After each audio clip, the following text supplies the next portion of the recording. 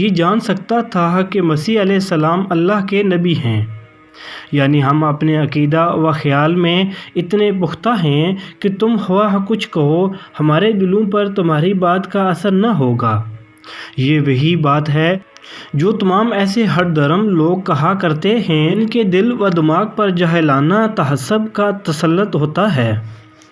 وہ اسے عقیدے کی مضبوطی کا نام دے کر ایک خوبی شمار کرتے ہیں، حالانکہ اس سے بڑھ کر آدمی کے لیے کوئی عیب نہیں ہے کہ وہ اپنے موروثی عقائد و افکار پر جم جانے کا فیصلہ کر لے، خواہ ان کا غلط ہونا کیسے ہی قوی دلائل سے ثابت کر دیا جائے۔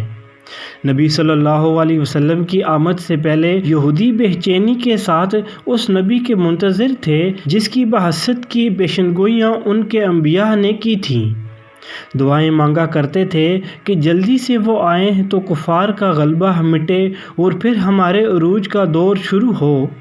خود اہل مدینہ اس بات کے شاہد تھے کہ بحیثیت محمدی صلی اللہ علیہ وسلم سے پہلے یہی ان کے ہمسایہ یہودی آنے والے نبی کی امید پر جیا کرتے تھے، اور ان کا آئے دن کا تکیہ کلام یہی تھا کہ اچھا اب تو جس کا جی چاہے ہم پر ظلم کر لے، جب وہ نبی آئے گا تو ہم ان سب ظالموں کو دیکھ لیں گے۔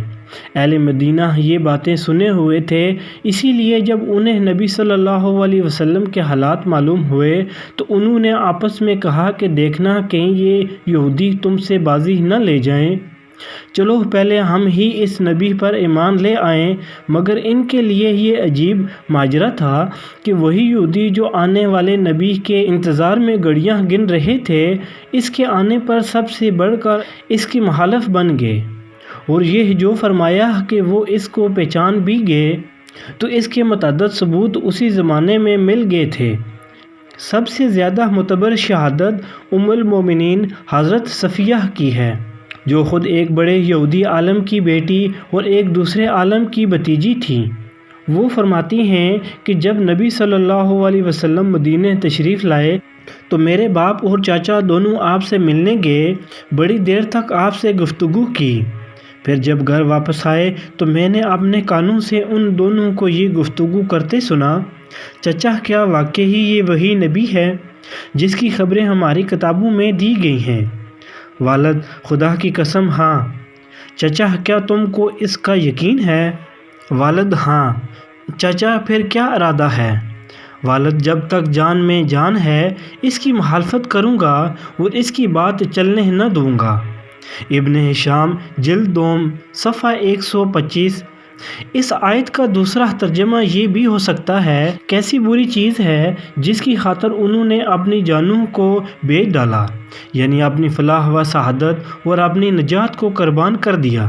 یہ لوگ چاہتے تھے کہ آنے والا نبی ان کی قوم میں پیدا ہو، مگر جب وہ ایک دوسری قوم میں پیدا ہوا جسے وہ اپنے مقابلے میں ہیچ سمجھتے تھے تو وہ اس کے انکار پر آمادہ ہو گئے۔ گویا ان کا مطلب یہ تھا کہ اللہ ان سے پوچھ کر نبی بھیجتا، جب اس نے ان سے نہ پوچھا اور اپنے فضل سے خود جسے چاہا نواز دیا تو وہ بگڑ بیٹھے۔ یہ تھی سورۃ البقرہ کی آیت 85 تا 91 کا ترجمہ و تفسیر۔ اس سے آگے اگلی ویڈیو میں بیان کریں گے۔ اگر آپ کو ہماری یہ کوشش اچھی لگی تو اسے تمام مسلمانوں تک شیئر کریں تاکہ ہر مسلمان قرآن کو سمجھ سکے، اور یہ آپ کے لیے بھی اور میرے لیے بھی صدقہ جاریہ بنے۔